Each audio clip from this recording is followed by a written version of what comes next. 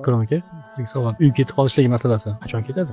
Egasi tugagandan Qaysi darajada ketadi degan savol tug'iladi-da.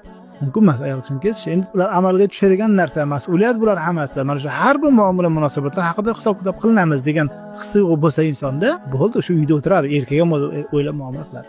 Biz endi ayol kishilar hozir nima bo'lsa ham chidasin deb tushunmasin ayollar bu gapimizni.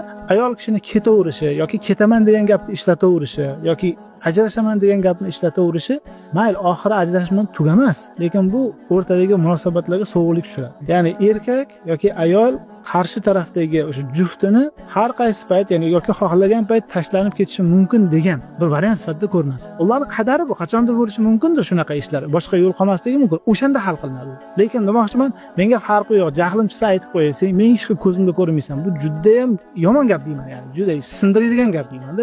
Mana shu mesajni bermaslik kerak. Erkakni ham masalan arazlab biron joyga ketib yuborishi, safarlarga boshqa qilib yuborishlari, mana shular juda yomon mesajlar bular. Vaziyatni sovutish uchun uzoqlashish boshqa narsa. Lekin yuz o'kirib ketish boshqa narsa.